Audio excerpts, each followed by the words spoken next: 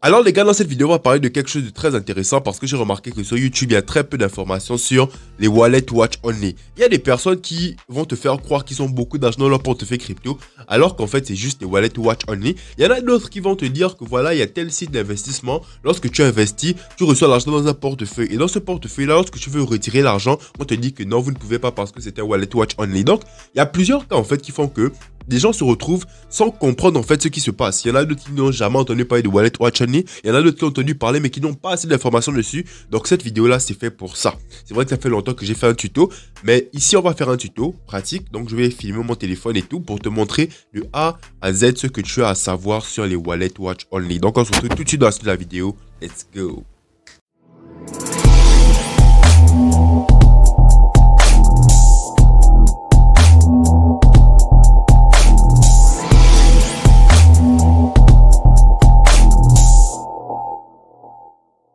Bonjour à tous et bienvenue sur Crypto Afrique Future. Cette chaîne YouTube on parle de crypto-monnaie en Afrique et on explique à toute la communauté comment les crypto-monnaies fonctionnent de façon simple et pratique. Donc si la thématique t'intéresse, n'hésite pas à t'abonner à la chaîne et surtout active la cloche de notification pour être informé de toutes les prochaines vidéos qui paraîtront sur cette chaîne. Alors les gars, suivez-moi très attentivement.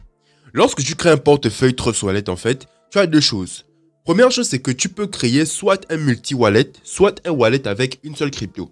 Parce que si tu remarques bien, c'est écrit multi-wallet en haut et juste en bas, il y a plein de cryptos. Donc, tu peux soit créer un portefeuille à partir d'une seule crypto en cliquant sur la crypto que tu veux, soit tu crées un multi-wallet. Et lorsque tu cliques sur multi-wallet, on te dit de rentrer la phrase secrète. Donc, tes 12 mots, tu vois un peu. Bon, là, on va partir sur le deuxième cas, tu vois. Si tu veux créer un portefeuille avec une seule crypto, sois bien attentif avec moi. Je vais essayer de te mettre des captures d'écran là. Donc, lorsque tu vas créer un portefeuille avec une seule crypto, tu cliques sur la crypto, tu auras 4 façons de créer ce portefeuille-là. Première option, on va te demander de rentrer tes 12 mots-clés. Les 12 mots-clés, c'est justement ta clé privée. Et rappelez-vous bien les gars, parce que dans une précédente vidéo, je vous ai dit que les 12 mots-clés, ce n'est pas ça la clé privée. Les 12 mots-clés représentent en fait un ensemble de mots qui vont pouvoir créer la clé privée, tu vois. Donc en fait, la clé privée, c'est une sorte de dérivé de ces 12 mots-clés-là en fait. Ces 12 mots-clés, en fait, c'est le produit d'un encodage pour que lorsque quelqu'un voit ces 12 mots-clés, il ne puisse pas directement avoir accès à la clé privée, tu vois. La clé privée, c'est un ensemble de caractères, de chiffres et de lettres qui te permettent justement de pouvoir entrer dans ton portefeuille. Mais pour ne pas directement avoir ce caractère de chiffres et de lettres qui est un peu compliqué à noter et à sauvegarder, on a préféré créer des encodages qui font en sorte que la clé privée soit matérialisée sous forme de 12 mots-clés pour que ces 12 mots-clés-là soient plus facilement retenables. Comme ça, lorsque tu veux créer ton portefeuille, il te suffit seulement de retrouver tes 12 mots-clés pour reconstituer ta clé privée par l'application, par la blockchain et intégrer ton portefeuille, tu vois. Donc ta clé privée, en fait, ce n'est pas ces 12 mots-clés-là. Donc lorsque tu crées un portefeuille avec une crypto, la première méthode d'abord, c'est de créer ça avec tes 12 mots-clés, tu vois. Ça, c'est la première façon. Et ensuite, juste à côté de phrase, tu verras que c'est écrit Keystore JSON. Keystore JSON, ça représente en fait un format de clé. Ça veut dire qu'à partir de ta clé privée, on a pu créer un encodage en format JSON. C'est un peu comme si on te dit format JPEG, format PNG, format... Bref, il y a différents formats, tu vois. Et dans la blockchain, il y a différents formats d'adresse. Et là, on est sur le format JSON.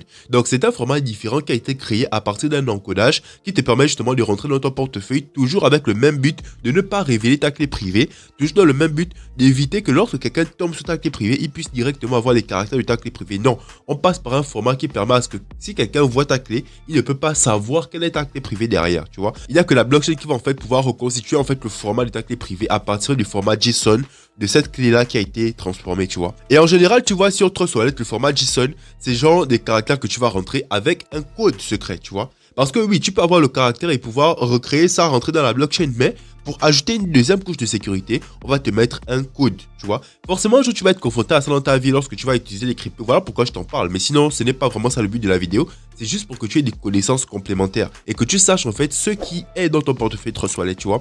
Donc, le format JSON, en fait, te permet d'avoir un encodage plus un mot de passe personnalisé que tu pourras mettre. Donc, la troisième méthode ensuite, ce sera de rentrer avec ta clé privée. Donc, tu vas maintenant créer ton portefeuille Trust Wallet avec ta clé privée originelle. Je t'ai dit que les 12 mots-clés, ce n'est pas ta clé privée. Le format JSON, ce n'est pas ta clé privée. Ce sont des dérivés de ta clé privée. Maintenant, dans le troisième compartiment, tu vas pouvoir régénérer ton portefeuille à partir de ta clé privée originelle. Elle-même, la base, c'est pas genre quelque chose qui a été collé. Non, c'est ta clé privée. Tu vois?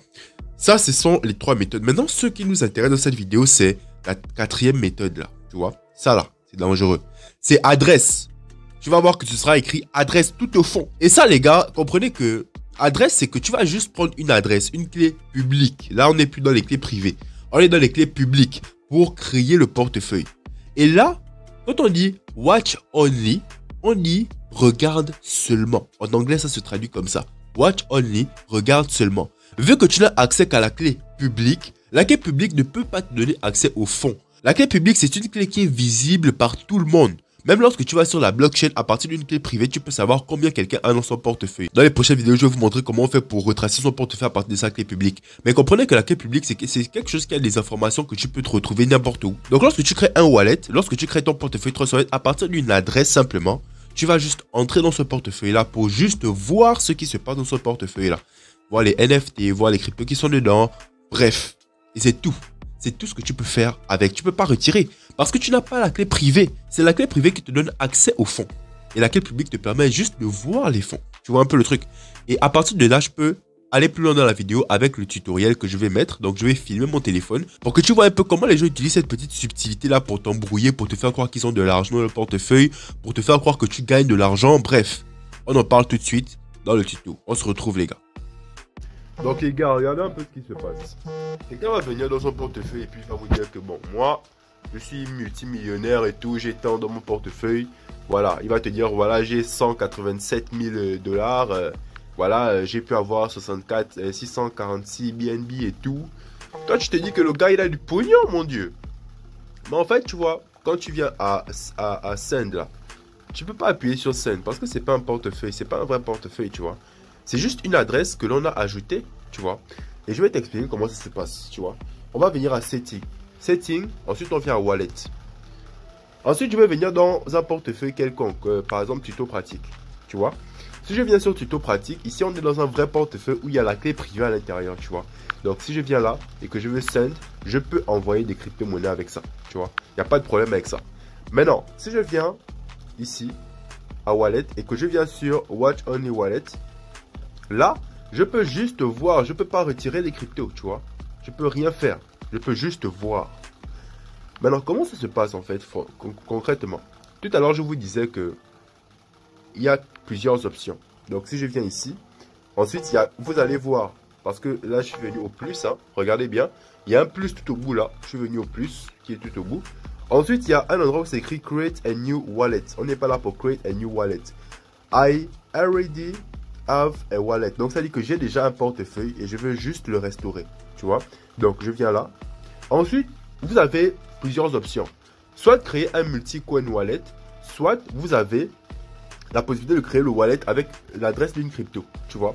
Donc ici, si on vient à multi-coin wallet, on va vous demander de rentrer les 12 mots-clés, donc votre clé privée. Par contre, c'est pas ce qu'on veut. Nous, on veut créer un Watch Only Wallet, tu vois. Donc, on va venir ici sélectionner par exemple BNB Smart Chain ou alors Ether. C'est mieux Ethereum pour changer un peu. Ici sur Ethereum, tu vois, on a le nom du wallet. Tu peux modifier le nom comme tu veux. Et tu as le premier compartiment avec phrase. Ici à phrase, tu peux rentrer ta clé privée. Donc, tes 12 mots-clés, tu vois. Tu rentres tes 12 mots-clés. Tu vas créer ton wallet. Mais là, tu auras accès au fond. Keystore, voilà, ici c'est pareil. Tu vas rentrer ta clé privée qui sera juste sur le format JSON. Tu auras toujours accès au fond. À Private Key, c'est ta clé privée elle-même que tu vas rentrer et tu auras toujours accès au fond. Mais si tu viens à adresse, là c'est un problème parce que ici, tu vas juste rentrer une adresse Ether. Donc tu ne vas pas rentrer de clé privée, donc tu ne peux pas avoir accès au fond, tu vois. Et on va faire ça tout de suite. On va dans Etherscan. Vous savez que sur la blockchain, on peut voir tout ce qu'on veut. Etherscan. Donc, on peut prendre l'adresse de n'importe qui sur la blockchain, tu vois. Si je viens ici sur Etherscan, je vais aller regarder les adresses qui ont beaucoup d'argent, tu vois. Pour avoir une vision un peu plus claire, on va mettre ça en format ordinateur. Voilà, ok. Donc, on va venir ici, tout en bas, à dernière transaction. Donc, voir les transactions. Voilà. Et ici, tu vois, on va regarder un peu les Ethers qui sont envoyés. Et on va chercher les adresses qui ont beaucoup d'Ethers. Ici, par exemple, on peut voir qu'il y a... Ah, bon, on va pas voir ici. Ici, on n'en voit pas. Je vais mettre les 100. Ok. On cherche où il y a les... Voilà, ok, super. Donc ici, j'ai trouvé 25 Ethers. Donc, on va cliquer ici. On va cliquer là. Ok. Voilà. Et ensuite, on va copier cette adresse-là. Donc, on copie l'adresse. Elle est tout en haut là. Tu vois, on copie. Voilà. Et on peut venir regarder les tokens que cette personne a aussi. Hein. On peut voir que ici, cette personne-là a plus de 32 000 $ en USDT. Donc, on va la border dans notre portefeuille. Voilà. On colle l'adresse et on importe. Et ici, tu vois, bim, on a 32 000 $. Regarde un peu. Est-ce que tu vois ça? On a juste pris l'adresse de quelqu'un sur la blockchain, quelqu'un qui avait beaucoup d'Ether, quelqu'un qui avait une grosse quantité de crypto sur son adresse. Et bim. Parce qu'il faut savoir que ici, c'est le USDT ERC20. Donc, lorsque tu as accès à l'adresse Ether, tu as accès aussi à tous les tokens qui sont présents sur cette adresse-là, en fait. Et ici, comme token, on avait le Tether, tu vois. Donc les gars, voilà comment on fait pour créer un wallet watch only. Et c'est comme ça que les gens font pour vous avoir, pour vous faire croire que voilà, ce portefeuille là, il a beaucoup d'argent et tout. C'est comme ça les gars. Un wallet watch only, c'est simplement un wallet qui vous donne accès à la visibilité des fonds d'une adresse, c'est tout. Mais ça ne vous donne pas accès au retrait de ces fonds là. Tu peux pas retirer, tu peux pas avoir accès aux fonds proprement dit, tu peux juste les voir. Maintenant tu n'as pas accès qu'aux fonds les gars. Parce que si je viens ici, voilà, et que je viens là à NFT, tu vois, tu peux avoir accès aux NFT, mais tu peux pas les retirer, tu vois. Tu peux pas les retirer, tu peux juste voir en fait, mais tu peux rien faire avec.